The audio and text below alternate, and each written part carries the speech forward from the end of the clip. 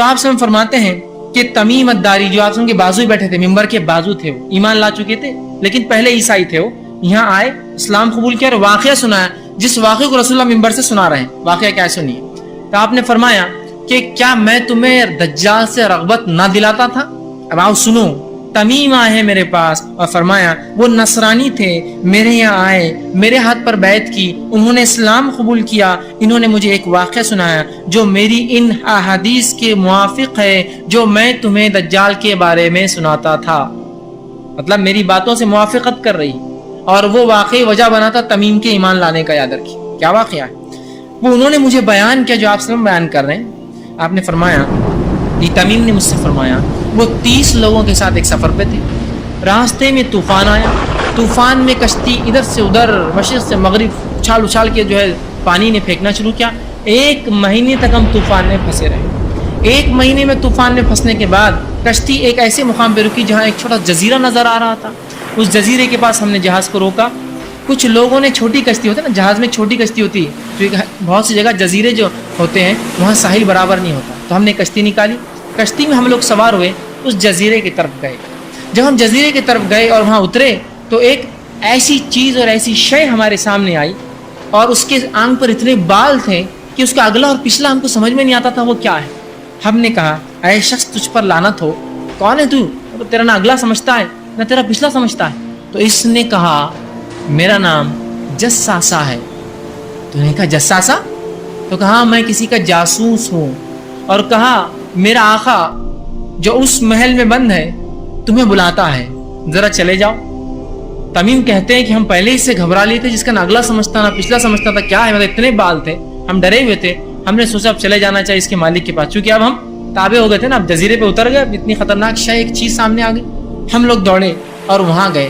جب اس محل میں گئے تو اس جساسا نے کہا، اس نے کہا تم لوگ اس شخص کے پاس جاؤ جو الگ تھلگ ایک دور جگہ میں رہتا ہے، تمہارے بارے میں جاننے کا بڑا خواہش مند ہے، مطلب اس کو علم ہے کہ تم لوگ یہاں آئے ہوئے اس جزیرے کے اوپر۔ وہ کہتے ہیں کہ اس جساسا نے جب اپنا نام لیا تو ہمیں اندیشہ ہو گیا، اور ہم یہ سوچنے لگے شاید یہ شیطان ہے، اور اب اس کی بات ماننا پڑیں گی ہمیں۔ تو ہم سوچنے لگے، چونکہ وہ عیسائی تھے، ابھی مسلمان نہیں تھے، شاید یہ شیطان ہے، اور ہم جو ہے جلدی جلدی سے جو اس خانقاہ اس محل کی طرف بھاگنے لگے کہ کم از کم اس سے تو نجات ملیں گی، شیطان سے، اس کے آقا سے مل لیں گے، اور بھاگنے لگے، چل پڑے۔ جب ہم اس میں داخل ہوئے تو ہم نے ایک عظیم الجشا ایک شخص دیکھا، ہوی ہیکل، بہت بڑا ایک شخص تھا، جس کو جو ہے مضبوطی سے زنجیروں میں باندھا ہوا تھا، اس کے دونوں ہاتھ اس کی گردن پہ باندھے ہوئے تھے، ہوتا نا جو بہت خطرناک قیدی ہوتے ہیں ان کے ہاتھ باندھ دیتے ہیں، اور اس کے دونوں پیر گھٹنے سے لے کر ٹخنوں تک باندھے ہوئے تھے زنجیروں میں، اور زنجیریں جو ہے لگی ہوئی تھی کہ وہ ہلچل بھی نہیں کر سکتا تھا اور بھاگ بھی نہیں سکتا تھا، ہاتھ بھی بندھے تھے پیر بھی بندھے تھے۔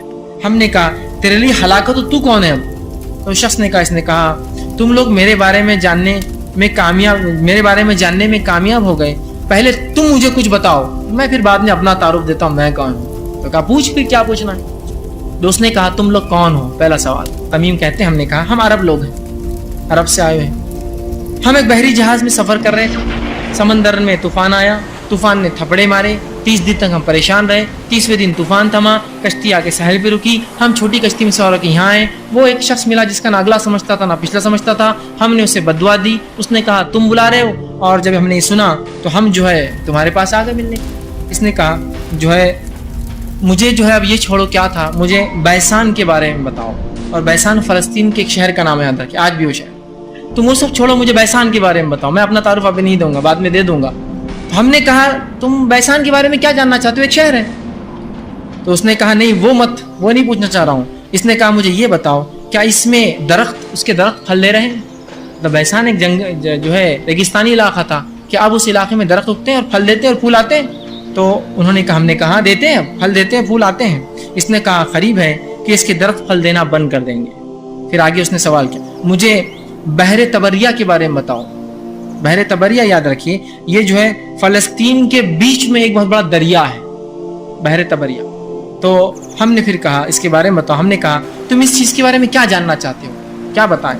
تو اس نے کہا کیا اس میں پانی موجود ہے؟ تو انہوں نے جواب دیا ہاں بہت پانی ہے، لوگ کھیتی باڑی کرتے ہیں اس سے۔ تو اس نے کہا نا قریب اس کا پانی ختم ہو جائے گا۔ اس نے پھر آگے کہا، اس نے کہا مجھے زغر کے چشمے کے بارے میں بتلاؤ، ہم نے پوچھا کیا جاننا چاہتے ہو؟ زغر کا چشمہ یہ جو ہے اردن جارڈن کے علاقے کے اندر جو فلسطین اور بحر میت ڈیڈ سی کا علاقہ ہے، ڈیڈ سی سے ادھر فلسطین ہوتا ہے، ادھر باؤنڈری کے ادھر جو ہے جارڈن ہوتا ہے. تو کہا کیا جاننا چاہتے ہو؟ کیا لوگ اس سے کاشتکاری کرتے ہیں، کھیتی باڑی کرتے ہیں چشمے سے؟ ہم نے کہا ہاں، اس چشمے میں بہت پانی ہے اور اس کے باشندے کاشتکاری بھی کرتے ہیں. اس نے کہا مجھے بتاؤ کہ ان ان پڑھ امیوں کے نبی کا کیا معاملہ ہے؟ چوتھا سوال، ان ان پڑھ مطلب عرب امی کہتے ہیں اپنے آپ کو، ان امیوں کے نبی کا کیا معاملہ ہے؟ تو ہم نے کہا، تمیم داری نے کہا وہ مکہ سے ہجرت کر کر مدینہ چلے گئے. اس نے سوال کیا کہ عربوں نے ان سے لڑائی کی؟ ہم نے کہا عربوں نے لڑائی کی اور شکست بھی کھائی ان سے. اس نے کہا پھر نتیجہ کیا ہوا لڑائی کا؟ تو ہم نے اسے خبر دی اور کہا تمام عربوں پر وہ غالب آ گئے اور سب ان کی اطاعت قبول کر رہے ہیں، دھیرے دھیرے قبائل اطاعت کر رہے ہیں، ایمان لا رہے ہیں. اس نے کہا یہ سب ہو چکا ہے؟ تو ہم نے کہا ہاں. ہم نے کہا بالکل ہو چکا. اس نے کہا یہی ان کے لیے بہتر تھا کہ ایمان لاتے، یہ اچھا تھا ان کے لیے ایمان لاتے، یہ ان کے لیے بہتر تھا اور اس نبی کی اطاعت کر لیتے، اور یہی چیز وجہ بنی تمیم کے ایمان لانے کی بھی. اب میں تمہیں اپنے بارے میں بتاتا ہوں، جب سے میرے بارے میں پوچھ رہے تھے. میں مسیحی دجال ہوں. دجال حقیقت ہے، اور نہ صرف حقیقت ہے، وہ رسول اللہ کے دور میں موجود بھی تھا. اب وہ غائب کی خبروں سے، یہ سب غائب کی بات ہے، ہم نہیں جانتے اس کی عمر کتنی ہے اور کیا ہے، کیونکہ اللہ کی ایک نشانی ہے اور غائب کی خبروں میں سے یہ چیز.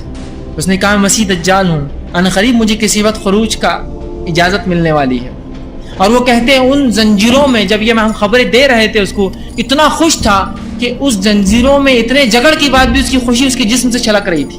کہا میں دجال ہوں، ان قریب مجھے نکلنے خروج ہونے کا اجازت ملیں گی، میں نکلوں گا اور ساری دنیا میں ہر شہر میں جاؤں گا، 40 دن چکر لگاؤں گا سوائے مکہ اور مدینہ کی. یہ 2 شہروں میں داخل نہیں ہو سکتا ہوں. اور فرمایا یہ 2 شہر مجھ پر حرام کر دیے گئے ہیں، ان میں سے کسی بھی شہر میں اگر میں داخل ہونے کی کوشش کروں گا تو میرا سامنا فرشتوں سے ہوگا جو ننگی تلوار لیے کھڑے ہوں گے اور مجھے وہ قتل کر دیں گے. مجھے ان شہروں میں داخلہ جو ہے سے روک دیا گیا ہے. مکہ اور مدینہ میں اس کے تمام راستوں پر فرشتے کھڑے ہوں گے.